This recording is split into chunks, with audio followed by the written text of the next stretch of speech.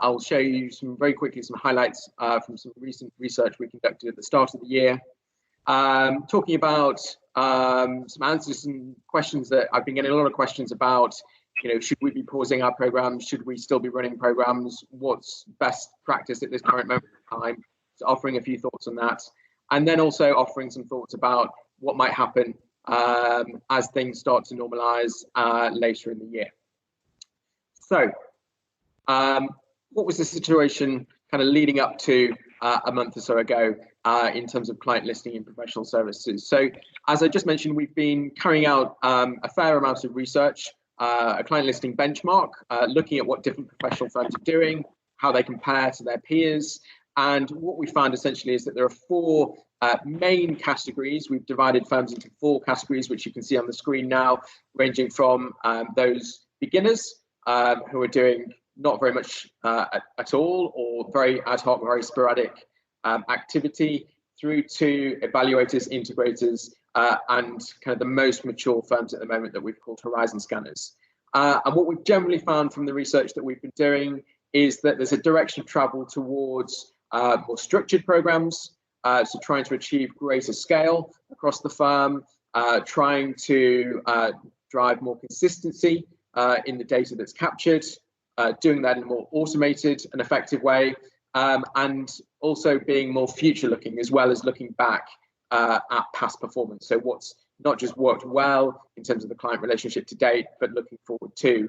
And the research that we've been conducting, we've segmented people who've taken part into that, into these four buckets, and we found that the majority of firms are somewhere in the middle, probably between that evaluator category at the moment. Those are people who have put a structured program in place. They're starting to collect more data, try and to do that more consistently, and integrators who are doing that, perhaps using some technology to bring in data from other feeds, linking up with CRM, linking up with other client data sources. So the majority of firms kind of find themselves in one of those two buckets in our research at the moment, and certainly the direction of travel is towards greater maturity, or at least it was back at the start of the year when we carried out that exercise. Why is that? So just to show you a few highlights from the research itself. So we asked firms to tell us about their client listening activity at the moment. Just over half of those who took part said that they did have a centralized, coordinated approach to client listening. So those would be people who are in that evaluator or integrator category. They're kind of pulling things together in a centralized, coordinated way. We're still seeing about a quarter of the market, 24% there, saying that feedback's collected in an ad hoc and structured way at the moment. So those would be the beginners segment, if you like. And some still are focusing very much on key clients. So that's a kind of snapshot of where the market was at the start of the year. In terms of the activity that's been happening, a lot of that has been focused around capturing data on some key performance metrics. So you can see things like Net Promoter Score, pretty popular. 50% are using that at the moment throughout their client listening. People also measuring things like client service attributes, how the firm's been performing historically, pricing, value for money. These kind of things are being measured fairly extensively.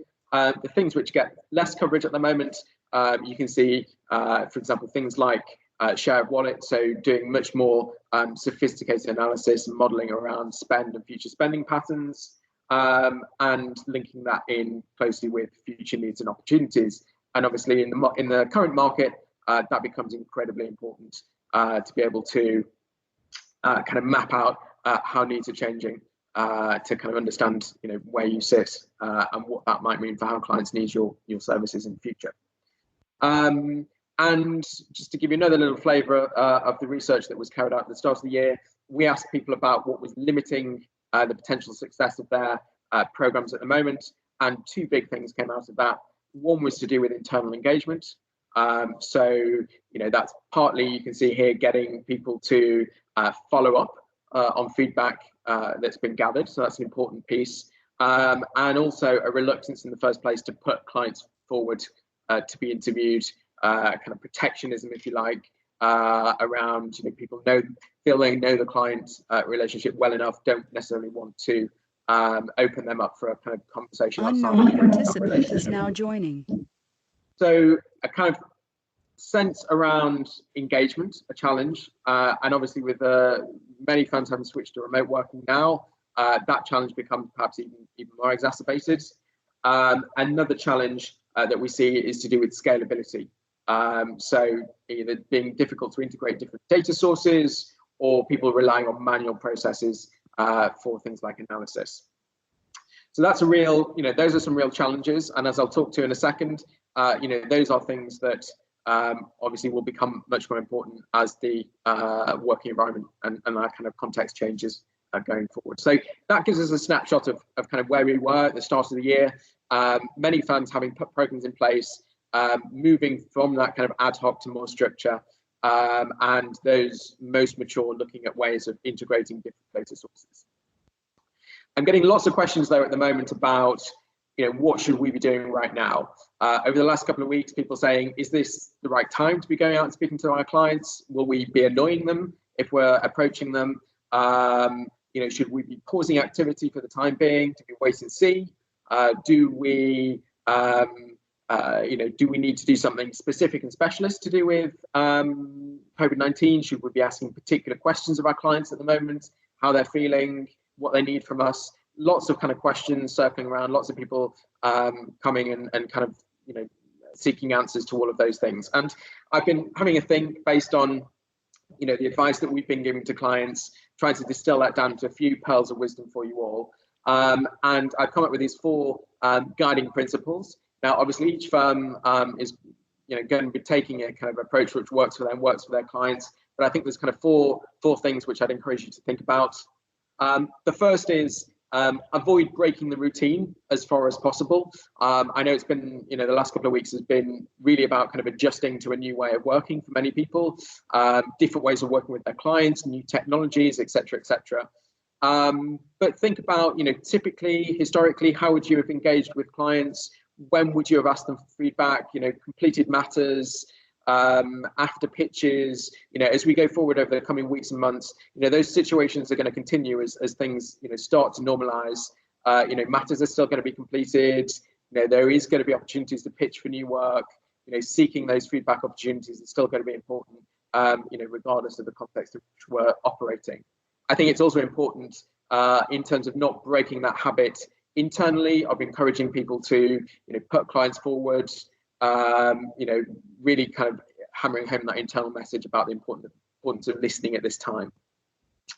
I think also resisting the urge to fall back into complete broadcast mode. So I think it's been, obviously at the moment, a lot of the advice is around, over communicate to your clients, let them know what's happening, let them know how you're kind of set up to support them. And all of that's really important. Wanting to make sure that they feel safe, supported, and that you're there for them at this point in time. I think as well as communicating that message, it is really important to listen to what's coming back, not simply to make assumptions about what clients want at this point in time. So actually, making sure that that's a two-way conversation, not simply a kind of broadcast of here's what our firm is doing to support you, but that's kind of based on what clients are telling you back. I think this gives us lots of great opportunities to be creative in approaches, how we capture feedback. Obviously, some of the traditional approaches like online surveys, still work well. We're still seeing really good engagement rates from programs that we're still running at this moment in time. So some of those tried and tested approaches work well, but there are lots of new opportunities to use some of the new tools that we've got with remote working to capture feedback in new ways. And as I said, we've got that webinar on the 19th of May to speak about that in a bit more detail. And then lastly, this is quite a good time to plan for the future.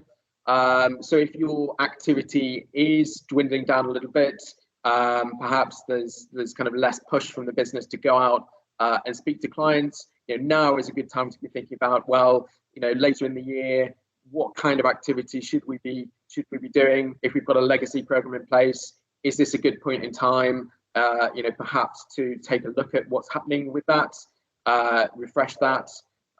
Mid-sized accountancy firm that we were working with at the start of the year here have decided actually this is a really good time to take a pause, review the program, look at changing the way that they're reaching out to clients, and give that a bit of a spring clean as some of their team are less busy at this point in time. So this might be a good opportunity to kind of take a step back and think about how your program could be fit for the future.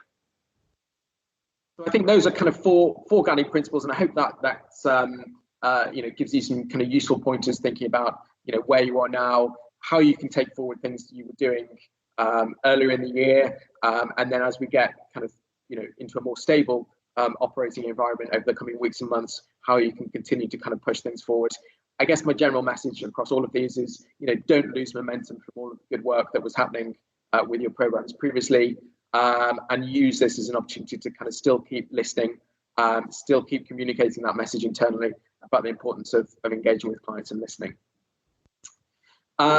With this in mind, we've designed a really simple solution that's basically an instant health check. So a couple of our clients have said we need to kind of understand as a firm, how they are responding at this current moment in time, what their clients want from them.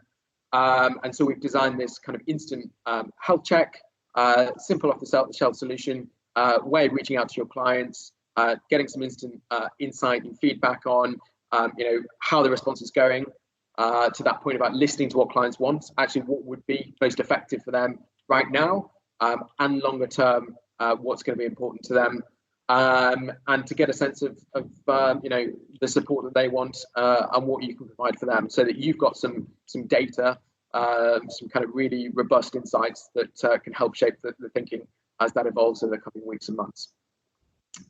So that's kind of where we are now. I think lots of things up in the air, but also a good opportunity to kind of reflect and keep the momentum up where we can. But what's going to happen after COVID-19? So there will come a point where things do stabilize. We can return to work physically as well as virtually.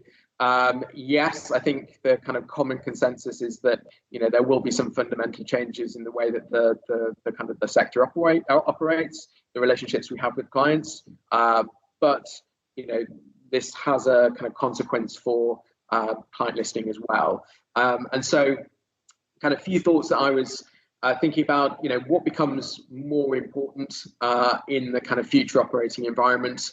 Well, I think client listening of itself, the need for that isn't going to go away, but actually there's going to be probably increased pressure, I would guess, to make that time efficient and cost effective.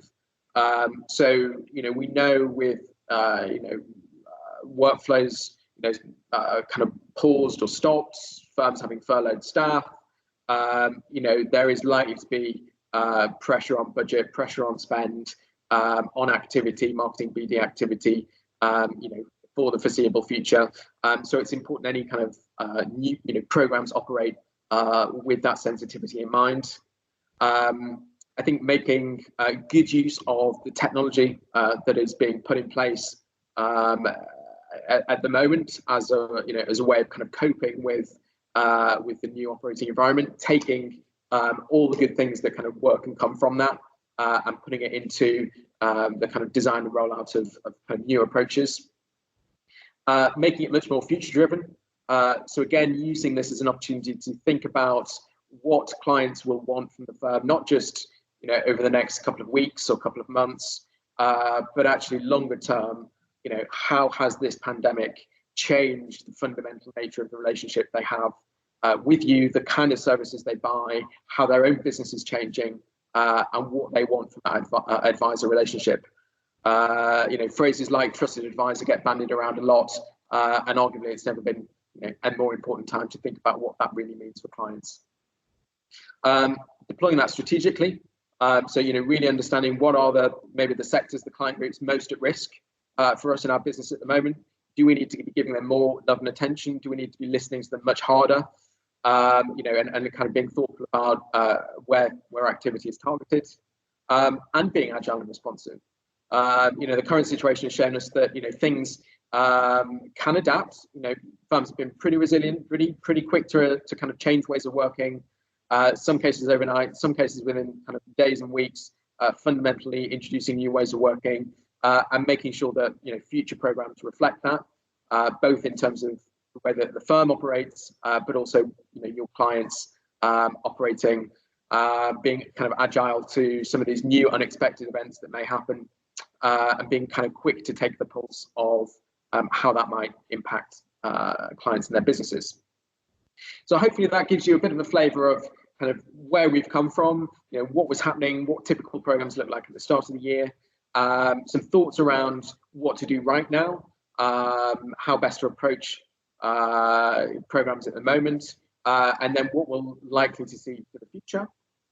And then to give you a bit of a flavour, so we talked about automation and tech support being an important part of that. And I just wanted to wrap up with the last few minutes just by sharing you an example. So I'm going to switch these screens over as I speak. So give me 1 second to get the new screen up for you all. So hopefully you can see that now, or we'll be able to see that any second soon. Yes, we've got it, Alastair. Fantastic. Thanks, Helen. So some of you may have seen or be aware that we talked a little bit before about some of the technology that we use as a way of giving firms access to both capture feedback from their clients, but more importantly, to be able to have greater visibility of that, greater automation of the collection and analysis of this data. And so what I wanted to show you just for the next couple of minutes is just what this looks like in practice. So we've got a fictional firm here, Zinc Legal, our kind of firm that has an existing program in place. They do a series of online surveys for their clients, a series of conversations, and in this environment, some virtual in-depth conversations with clients, their key clients. And they feed that all into this, all of that data gets fed into this portal. This solution, which is a kind of managed solution that we run with a number of clients at the moment, is built on Qualtrics. Some of you may have heard of that. It's a kind of data visualization tool. So it's a kind of managed solution. We're building and providing access to these dashboards for our clients, which give you the ability to kind of see at a snapshot the data that comes back from that. So for Zinc Legal here, this first page gives them an overview of all of the clients that they're putting through to their program. So you can see, for example, we've got nearly 400 of their clients have been through the program, 3 in the last week. We can see some of the demographic information here about these clients. So the kinds of industries that they represent, the kinds of job titles. We have links to feeds from some of their other systems. So things like financials, what's the value of these client relationships to them. And a sense of what kinds of services they're taking. So a kind of snapshot of who those clients are, and then building out behind that some of the key data and key metrics. So, for example, building out a reporting page here, you can see with some key metrics like NPS. So you can start to see, okay, we've got an NPS score, really fantastic one here of kind of 66.6. How that's changing over the previous week as more feedback's coming in, how that changes by sector, and then starting to kind of link that with some of those kind of broader relationship data points as well. So how much are clients spending with us? On average here, they're spending nearly 50% of their legal budget with us. How do clients see us? Well, 18% see us as their go-to legal advisor. And then we can start to use the tool to drill down and say, okay, I want to have a look at all of those who currently are detractors. So you can see here, that's changed automatically. Our detractors are spending far less with us. So they're only spending nearly 25% compared with nearly 50% of all clients. Most of these detractors only use us for specific services. We're not their go-to advisor, so there's a challenge there, for example. And we can start to change and apply different filters here. So, for example, if we wanted to see all of our clients from the Amsterdam office, how are they different? Well, you start to see a very different picture here. Amsterdam's very different, much lower NPS, much lower satisfaction from clients who use that office. So ability to drill down really quickly. A couple of other features just to show you in the last couple of minutes. The tool has some really great verbatim analysis. So as an example here, a question around the strengths, what do clients see as our current strengths? And using the data analytic capability of the tool, being able to create thematic insights. So you can see here a range of different kind of ideas coming through. What do they see as our strengths? Well, it's for some clients, it's to do with our collaborative nature. And again, we can drill down into that, and we can see in terms of collaboration, the kinds of comments coming through when clients are talking about collaboration, who it is, who's talking about that, what that means for them. So just to reset that one, so that kind of verbatim analysis is kind of really effective. We know from the benchmark that I talked about earlier, one of the key challenges for a lot of programs is they're collecting data. Often that's kind of manual reports. Being able to synthesize that in a really simple way, often really time consuming, really difficult to manage. Just to show you a couple of other kind of ways that we're typically using this. One is spotlighting future opportunities. So again, using that text analytics to kind of understand what are the key issues that are coming out on the agenda. Unsurprisingly, you can see kind of COVID-19 here coming out as a big threat, big challenge for people. We can kind of drill down and see who's talking about that, what they're saying. We can also look at particular clients. So if we have particular clients, we have a lot of people from the same organization that we're capturing feedback from, we can aggregate that into a single view. So you can see here one of Zinc Legal's clients, kind of automotive business, aptly named We Make Cars. We've had 28 of different touch points, different feedback points from that organization. And you can see here, we can begin to build a snapshot of, aggregating across that relationship what we know, those simple metrics like NPS, and aggregating in other things like how do they want to be communicated to, what do they like about our service, what are the future opportunities on their agenda. And a final piece that I won't show you now because of time, but integrating into the tool some of the wider sector benchmarks. So the ability to benchmark, in this case, Zinc Legal with other legal businesses. So if you think about some of those key metrics like NPS, being able to track how you're doing across a market average. So I'll pause it there because we're coming up to past. I know that was a very quick kind of run through of the tool, but if anybody wants to see that in a bit more detail, either for us to do a fuller demo, or if you want to kind of explore on a kind of demo version yourself, do get in touch with myself or Helen, and we'll be able to set you up with that. With that in mind, I'm going to hand back to Helen just to close things up. Hi, thanks very much for that, Alastair. I thought that was really helpful, and I hope other people found that useful as well.